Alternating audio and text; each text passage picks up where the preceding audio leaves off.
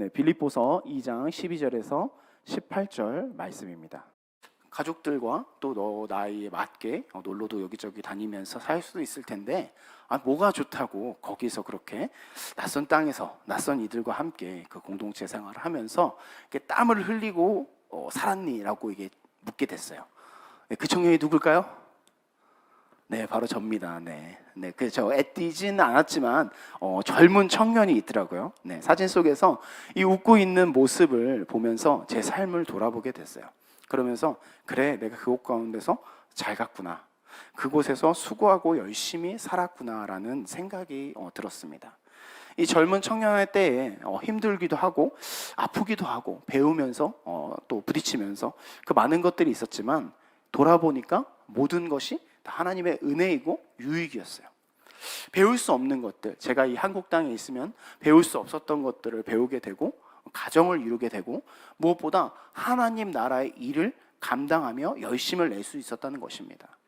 아무도 알아주지 않고 누군가 눈에는 세상 걱정 없고 미래를 준비해야 되는 젊은 나이에 저 뭐하고 있나라고 생각될 수도 있었을 것 같은 그 시간이지만 그 시간을 통해서 참 많은 것들을 배우고 은혜를 받았습니다.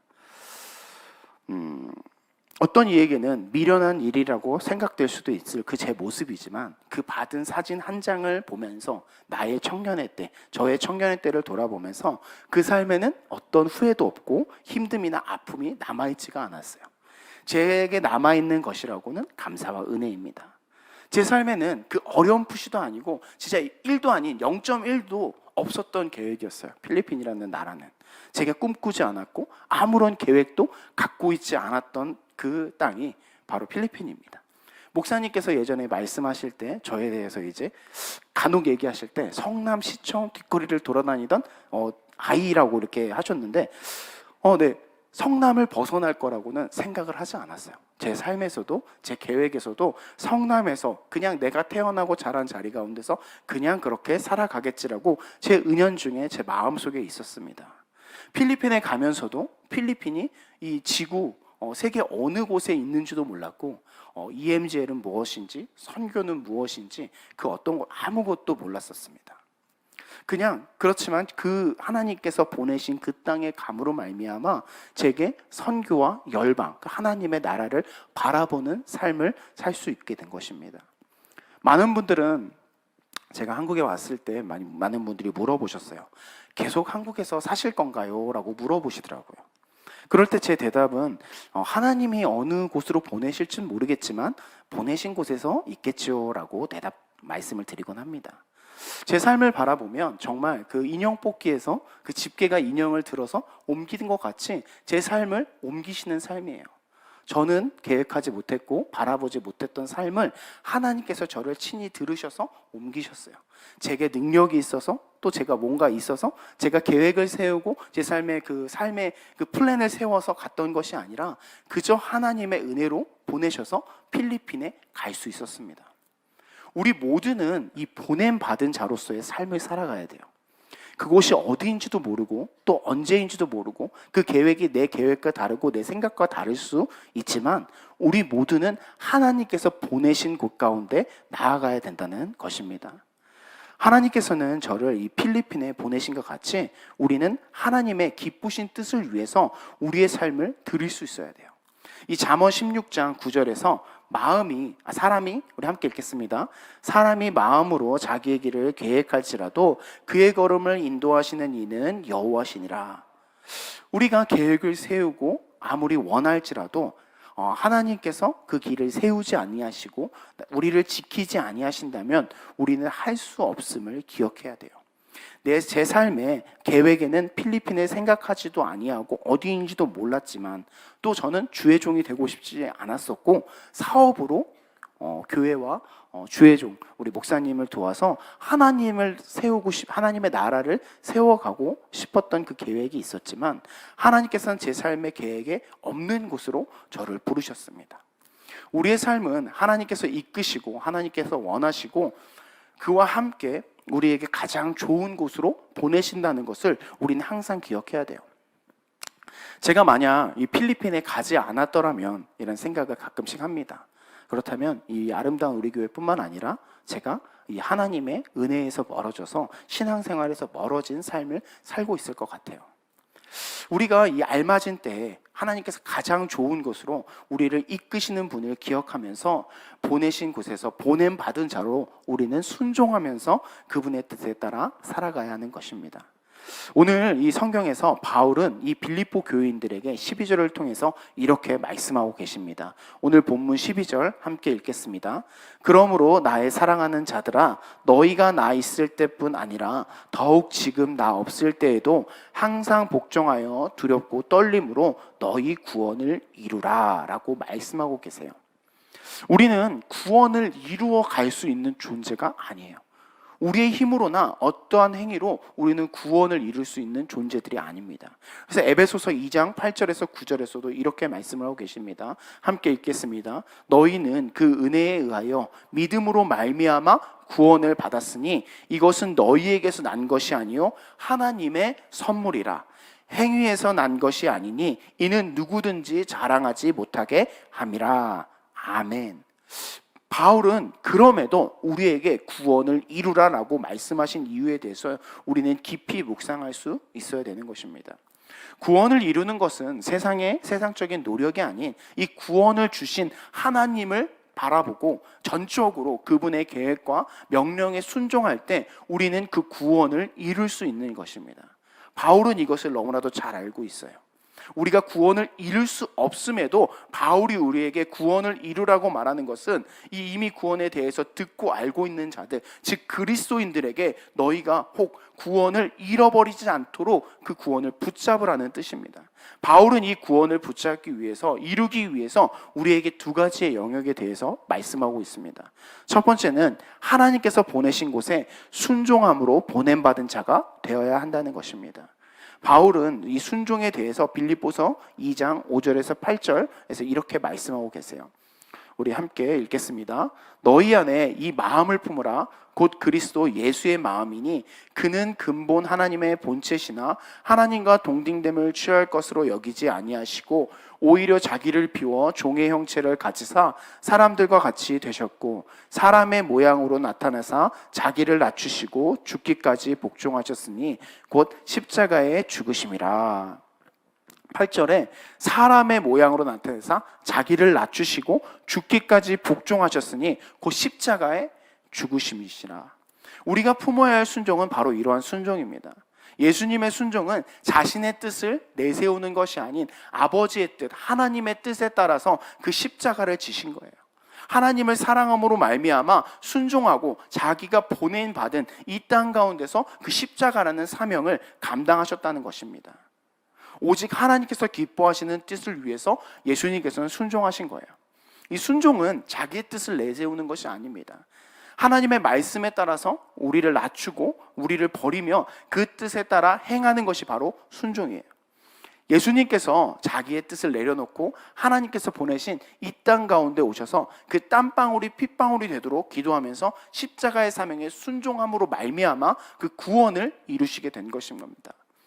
하나님께서 자기의 뜻을 가지고 보내신 곳 가운데 우리가 순종함으로 보냄받은 자로서 나아가야 된다는 것입니다. 13절에서 너희 안에서 행하시는 이는 하나님이시니 자기의 기쁘신 뜻을 위하여 너희에게 소원을 두고 행하게 하시나니 라고 말씀하고 계세요.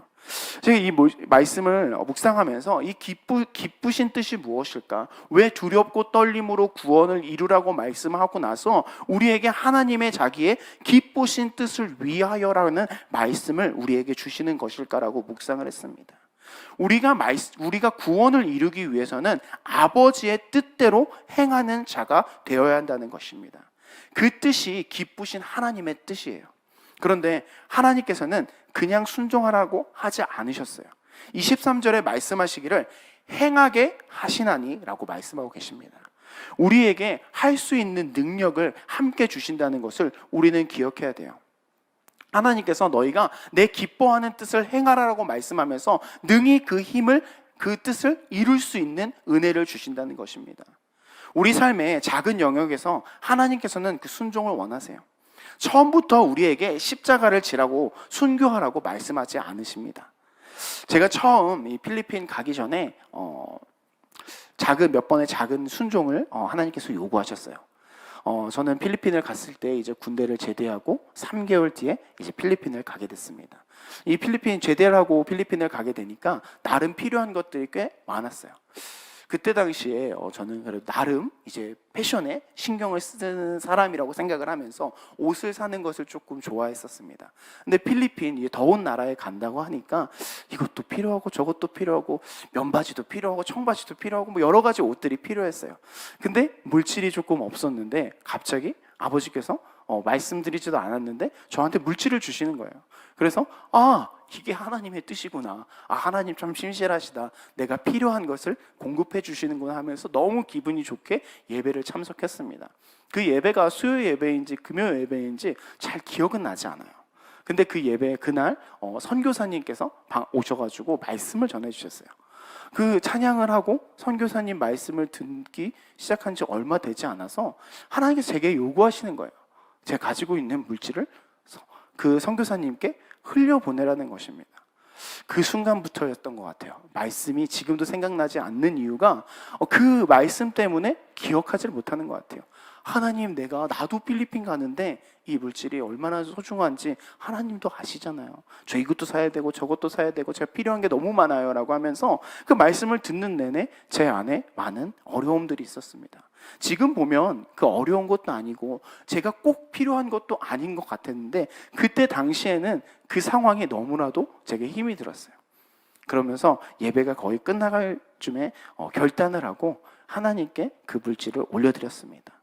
그 이유 하나, 내가 옷 하나 못 산다고 뭐 달라질 게 없는데 드라마틱하게 그 물질을 드리고 나서 이 드라마틱하게 하나님께서 누군가를 보내셔서 저에게 옷을 선물하지는 않으셨어요. 네. 그런데 이 작은 영역의 이 순종을 통하여서 하나님께서는 제가 나아갈 수 있는 훈련을 시키시고 힘을 주시는 것입니다. 제 안에 이 성결함이 넘쳐서 그 물질을 드린 게 아니에요. 제 안에 그저 하나님께서 요구하시는 것에 따라서 순종할 수 있도록 하나님께서 이끌어 주신 것입니다. 제 안에 기쁜 마음이 넘쳐서 저 선교사님을 도와야겠다라는 제 스스로의 마음이 아니라 제 안에 계신 성령님의 마음으로 말미암아 그것을 행할 수 있도록 인도하여 주신 것이랍니다. 우리의 삶도 마찬가지입니다. 우리가 능력에 있어서 순종할 수 있는 것이 아니라 우리 안에 계신 성령님께서 우리를 이끄시기에 우리가 순종할 수 있는 것입니다. 하나님께서 저를 필리핀으로 보내셨고 그 땅에서 선교하며 하나님의 뜻을 따라 살 수 있도록 제 안에서 행하셨기 때문입니다. 하나님께서 기쁘신 이 뜻을 우리는 성령님을 통해서 잘 알고 있어요.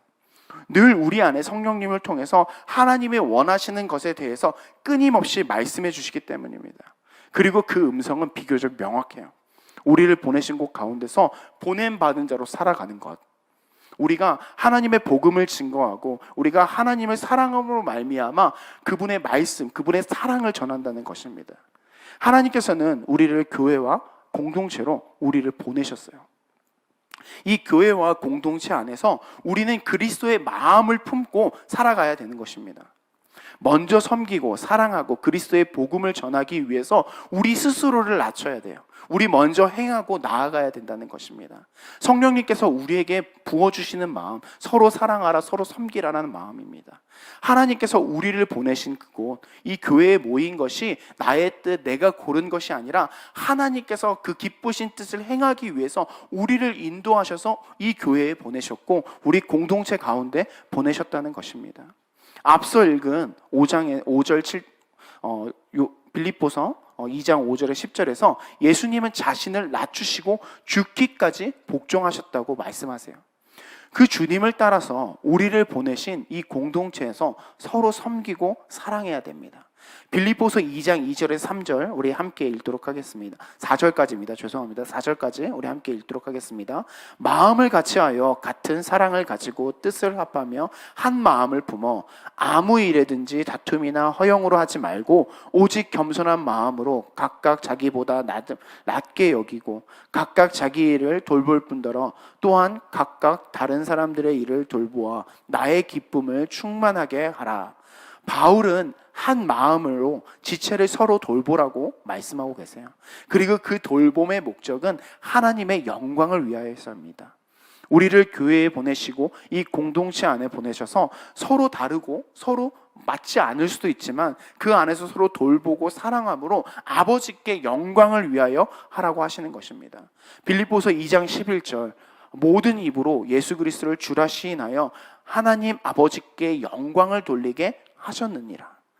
예수님의 순종을 통해서 하나님께서 영광을 받으신 것 같이 교회와 공동체 안에서 순종함과 섬김을 통해서 우리가 하나님께 영광을 올려드리는 것입니다. 남을 섬기고 사람을 섬기는 것이 아니라 우리가 하나님 안에서 하나님께서 보내신 이 교회 공동체 안에서 서로를 섬겨야 된다는 것입니다. 앞서 말씀드린 것처럼 교회는 내가 이 교회가 좋아서 선택하고 내가 좋은 뜻대로 다니는 것이 아닙니다. 우리가 교회를 선택해서 나오는 것이 아닌 하나님께서 우리를 보내셨다는 것을 우리는 분명하게 기억해야 합니다. 그러하기 때문에 이 보냄받은 이 교회 가운데서 이 공동체 가운데서 나의 것을 낮추고 버리고 다른 이들을 섬기고 사랑함으로 말미암아 그 공동체를 아름답게 세워가야 되는 것입니다. 때로는 이 자존심을 버리고 낮아져야 될 수도 있어요. 그 과정이 쉽지 않습니다. 그러나 이 하나님께서 우리를 섬기신 것 같이 그 아버지의 뜻, 기쁘신 하나님의 그 뜻을 위해서 우리를 보내신 곳 가운데서 우리가 기쁨으로 섬겨야 되는 것입니다. 하나님께서 이 각 교회에 보내심은 이 교회에 부어주신 하나님의 사명을 따라 세우기 위함입니다. 교회와 공동체에 주신 이 하나님과 비전과 사명대로 우리는 그 안에서 보냄받은 자로서 섬기며 헌신하는 것이 곧 하나님의 기쁘신 뜻을 위하여 행하는 것입니다. 하나님께서 우리를 이 교회에 보내신 목적이 있음을 기억하면서 우리가 더욱 섬긴 그 보냄받은 자로 그 뜻을 위하여 살아가는 우리가 되기를 간절히 소망합니다. 두 번째로는 우리는 이 세대 가운데 보냄받은 자임을 기억해야 돼요. 15절 함께 읽겠습니다. 이는 너희가 흠이 없고 순전하여 어그러지고 거스르는 세대 가운데서 하나님의 흠없는 자녀로 세상에서 그들 가운데 빛들로 나타내며. 하나님께서는 우리를 어그러지고 이 거스르는 세대, 우리 그 가운데 우리를 보내셨음을 우리는 분명히 기억해야 합니다. 우리는 이 세대 가운데 보냄받은 자들이에요. 선교사들입니다. 우리가 살아가는 이 세대는 늘 어둠과 죄가 가득한 이 세상입니다. 이 어둠이 가득한 세상 가운데서 마귀는 우리를 끊임없이 넘어뜨리려 하고 죽이려고 하고 유혹을 합니다. 이들은 그 세대가 바뀔 때마다 그에 맞게 늘 전략을 세우고 우리가 하나님을 바라보지 못하도록, 우리가 하나님께 나아가지 못하도록 우리를 넘어뜨립니다.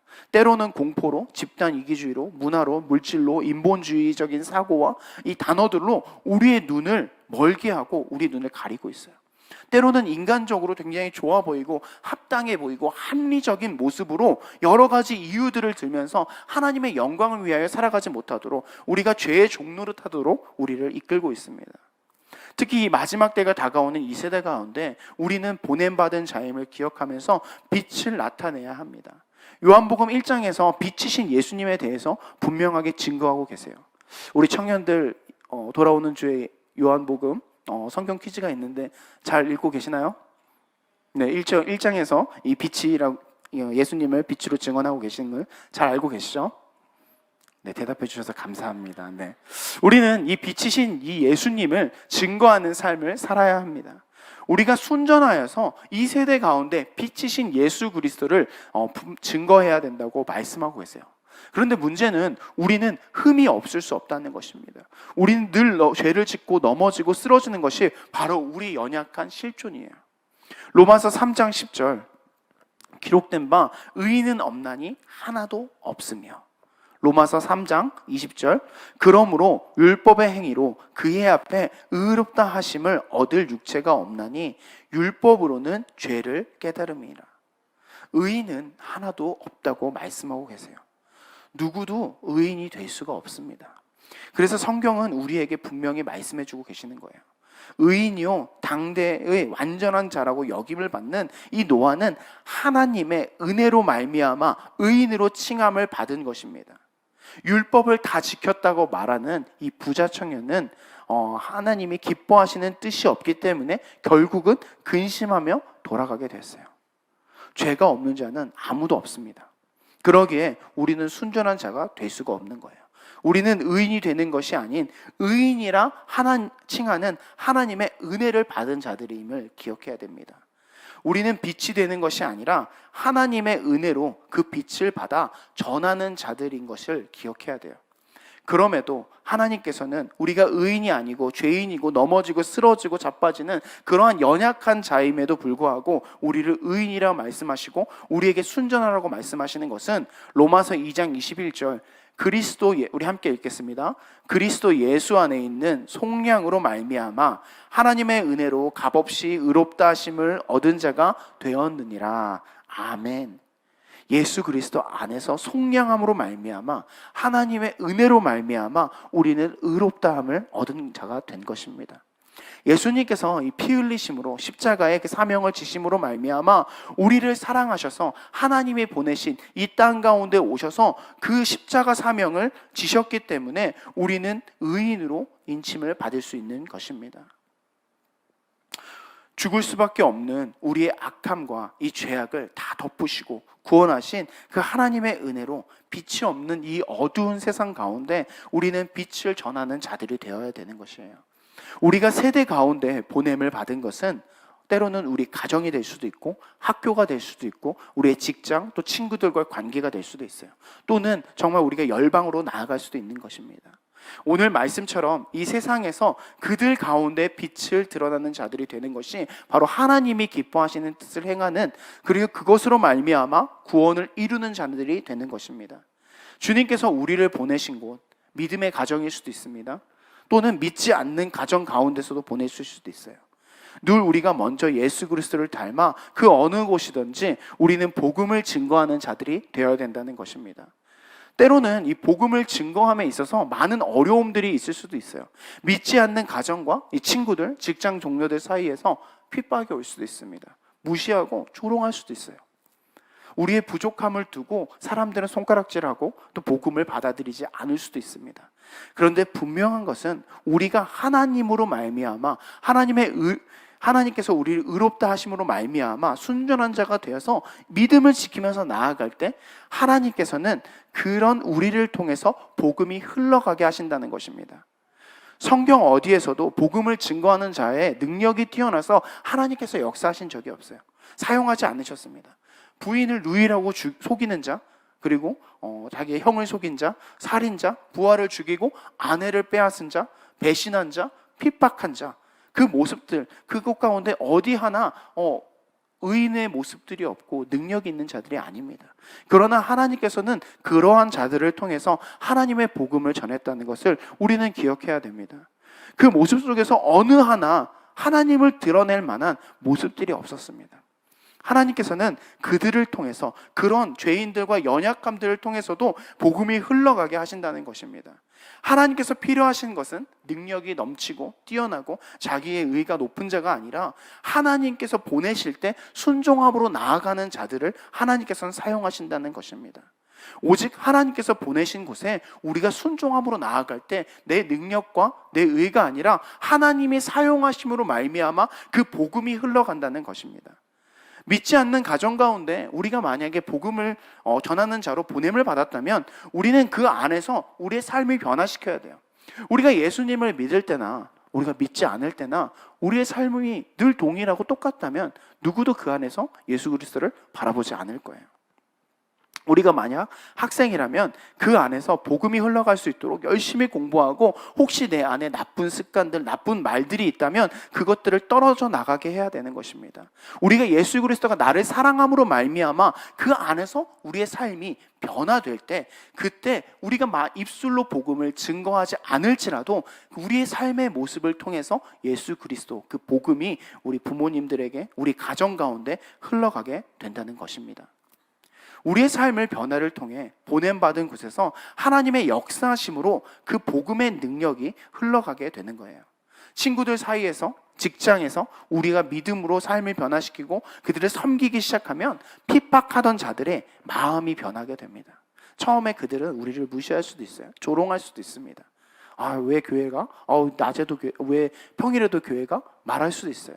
그런데 그들의 마음 가운데 우리의 믿음으로 말미암아, 우리의 삶의 모습으로 말미암아 그들의 마음이 변하게 되고, 그들 마음 가운데 예수 그리스도를 궁금하게 되고, 그것을 통해 복음이 증거된다는 것입니다. 우리가 보냄받은 곳에서 때로는 열매가 보이지 않을 수도 있습니다. 그런데 우리가 분명한 것은 하나님께서는 역사하시면서 일하고 계신다는 것입니다.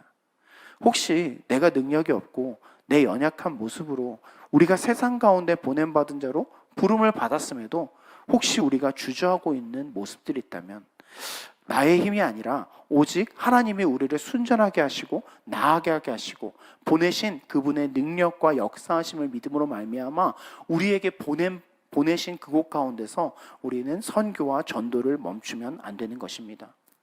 하나님의 흠없는 자녀로 이 세상 가운데서 빛으로 나아가면 그 안에서 하나님은 분명하게 역사하시는 것을 우리는 기억합시다. 17절에서 바울은 이렇게 말씀하고 계십니다. 우리 함께 읽겠습니다. 만일 너희 믿음의 재물과 섬김 위에 내가 나를 전제로 드릴지라도 나는 기뻐하고 너희 무리와 함께 기뻐하리니. 우리는 이 믿음과 섬김으로 복음을 증거해야 되는 거예요. 우리가 세대 가운데서 이 말로만 복음을 증거하고 우리 삶에는 섬김과 헌신이 보이지 않는다면 우리는 그저 그 빛을 가리는 자들이 될 수밖에 없습니다. 바울은 우리를 제물로 드리라고 말씀하고 계세요. 로마서 12장 1절에서 이렇게 말씀하고 계십니다. 그러므로 형제들아, 내가 하나님의 모든 자비하심으로 너희를 권하노니 너희 몸을 하나님이 기뻐하시는 거룩한 산 제물로 드리라. 이는 너희가 드릴 영적 예배니라. 우리가 선교를 나아가야 하는 이유, 우리가 삶 속에서 복음을 증거하며 이 세대 가운데 우리가 받은 하나님의 은혜와 주님의 십자가를 통해서 의인으로 칭함받은 자들로 하나님의 기뻐하시는 뜻을 위하여서 우리가 나아갈 때 우리는 구원을 이루는 자들이 될 수 있는 것입니다. 각자의 삶의 모습과 다르게 그곳 가운데 하나님께서는 보내신 영역 가운데 있어요. 친구들 가운데 보냄받은 자가 있고, 가정 가운데 보냄받은 자가 있고, 또 직장 가운데, 또 열방 가운데 보냄받은 자들이 있습니다. 우린 그 가운데서 나의 능력이 아니라 나를 통해 역사하시는 하나님을 바라보면서 그 구원에 이루시는 그 하나님을 우리는 붙잡고 나아가야 되는 것입니다. 말씀을 맺기를 원합니다. 우리는 하나님께서 보냄받은 자들로 우리를 세워야 합니다. 하나님의 은혜로 예수 그리스도께서 십자가의 피 흘리심으로 말미암아 우리를 죄와 어둠 가운데서 건져내셨습니다. 그 안에 우리의 어떠한 공로도 능력도 없지만 그저 우리를 사랑하심으로 그 모든 물과 피를 흘리시고 우리를 건져내셨습니다. 예수님께서는 순종하심으로 이 땅에 오셨어요. 순종하심으로 그 모든 사역들을 감당하시고 순종하심으로 말미암아 십자가를 지셨습니다. 하나님께서는 하나뿐인 그 독생자를 우리에게 보내심으로 말미암아 그 사랑을 확증하셨습니다. 우리 또한 그 예수님을 닮아서 우리를 보내신 곳 가운데서 복음을 증거하는 자들이 되기를 소망합니다. 하나님이 기뻐하시는 뜻, 그것은 영혼 구원입니다. 우리가 복음을 증거해야 되는 그 이유, 이 분명한 이유, 우리를 사랑하신 그 주님의 은혜를 기억하면서 우리가 그 하나님의 기뻐하시는 뜻, 그 일을 행하는 우리가 되기를 간절히 소망합니다. 하나님께서 우리를 교회와 공동체로 보내셨음을 기억합시다. 그 안에서 하나님의 기쁘신 뜻을 순종으로 행하기를 원하세요. 교회 안에서 섬김과 헌신으로 다른 이들의 연약함들을 보듬어주고 안아줄 수 있어야 됩니다. 서로를 메우는 자들이 되어야 돼요. 서로를 헐뜯고 서로를 무너뜨리는 것이 아니라 나의 연약함을 인정하고 다른 이의 연약함을 인정함으로 말미암아 서로 사랑하고 섬길 때 우리는 그때 하나님의 이 공동체, 이 교회를 세워갈 수 있는 것입니다. 다툼이나 허영으로 하지 않고 오직 겸손한 마음으로 내게 주신 교회를 사랑하고 내게 붙여주신 지체들을 사랑함으로 우리가 한마음 한뜻으로 하나님이 기뻐하시는 그 뜻을 이루어가기를 소망합니다. 또 우리는 하나님께서 우리 세대 가운데 보내셨다는 것을 기억하시길 소망합니다. 우리는 교회 안에서만 크리스천이 아니에요. 우리는 믿는 자 안에서만이 크리스천이 아닙니다. 믿지 않는 가정 가운데서, 직장 가운데서, 학교 가운데서, 이 선교지로 가서 어느 곳 가운데서나 하나님께서 보내신 그 자리 가운데서 우리는 복음을 증거해야 됩니다. 그 복음을 증거할 수 있는 이유는 우리가 의인이어서가 아니라, 내가 능력이 있어서가 아니라, 우리를 통하여 역사하시는 하나님의 능력이 있으셨기 때문에 우리는 복음을 증거할 수 있는 것입니다. 그저 그 말씀에 순종하고 나를 낮추고 나를 섬기신 예수 그리스도를 생각하고 그 사랑에 감격하면서 늘 감사함으로 말미암아 우리 삶 가운데서 그 예수 그리스도를 증거할 때, 그것으로 말미암아 우리는 복음을 증거할 수 있다는 것, 우리를 통하여 그 예수 그리스도의 사랑이 흘러나갈 수 있다는 것을 우리는 기억합시다. 혹 우리 안에 연약함으로 하나님이 보내셨음에도 그 빛을 전하지 않고 있다면 오늘 이 밤 간구하시고 기도하심으로 우리가 세상 가운데, 가정과 삶 가운데 보냄받은 하나님의 자녀임을 하나님 내가 회복할 수 있게 달라고, 내 삶 속에서 섬김과 사랑으로 복음을 증거할 수 있는 자들이 될 수 있게 달라고, 하나님 나의 연약함들 바라보지 아니하고 내 부족함들로 인해서 내가 넘어지고 쓰러지는 것이 아니라 나를 통하여 역사하시는 그 하나님의 능력으로 말미암아 복음을 증거하는, 선교하는 삶, 전도하는 삶을 살아갈 수 있게 해달라고, 우리 그것을 놓고 기도합시다. 주님, 나의 연약한 능력 바라보지 않게 해달라고, 하나님 그저 기뻐하시는 뜻을 위해서 내가 나아가서 두렵고 떨림으로 구원을 이루는 자들이 되게 해달라고, 우리 그것을 놓고 이 시간 주님의 이름 세 번 부르시고 정성으로 기도하시겠습니다. 주여, 주여,